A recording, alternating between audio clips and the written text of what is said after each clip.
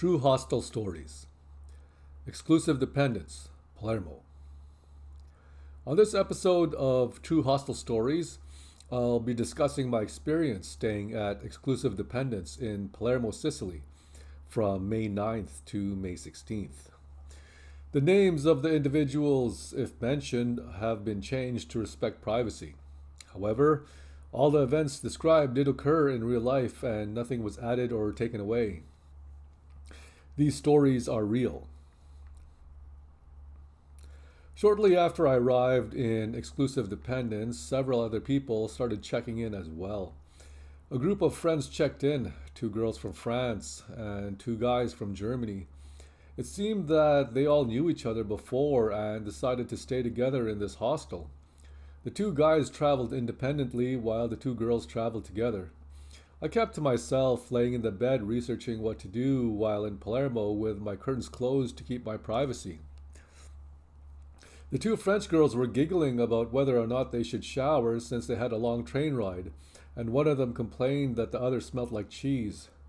I tried not to laugh as they were speaking in French, and they had probably no idea that I was even there or that I could speak French as well.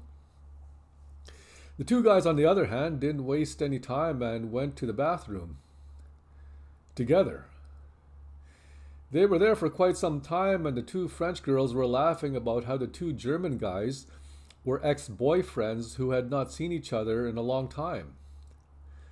I felt a little gross, and I thought that I had to be extra careful on what surfaces I touched the next time I visit the bathroom, especially since this was my first experience in a hostel. Shortly after the two guys came out, the group departed the hostel. I decided I would leave as well as I wanted to explore Palermo's markets. I returned quite late at night after exploring the gritty areas of Palermo and settled into bed. Two of the friends returned, one of the German guys and one of the French girls. They were both quite intoxicated and made a hell of a lot of noise, keeping the rest of us in the dorm room awake. I was quite annoyed by now and I was going to tell them to keep it down. However, they both ended up going to the bathroom together.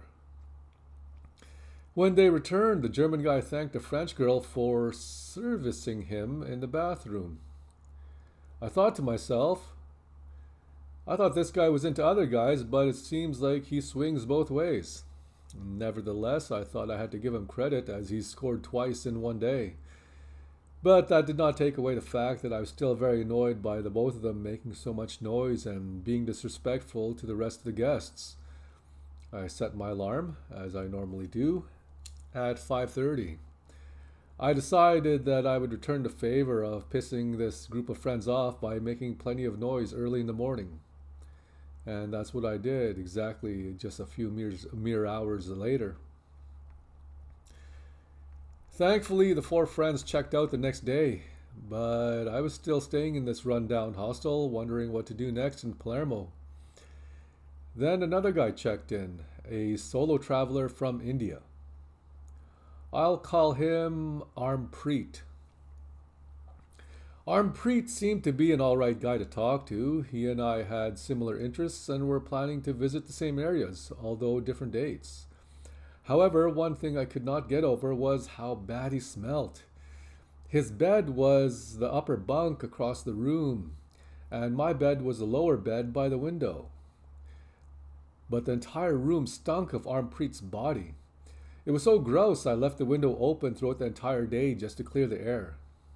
One time I spoke to him right after he showered, and I was surprised that he still smelled bad. How could a guy who just finished showering smell like onions and armpits? Absolutely disgusting. Armpreet hinted about traveling to the places together, but I knew that I could not be around him for any length of time. I was quite happy when he checked out, and I'm sure the rest of the guests were as well. I want to thank you all for tuning in. Please comment, like, and subscribe.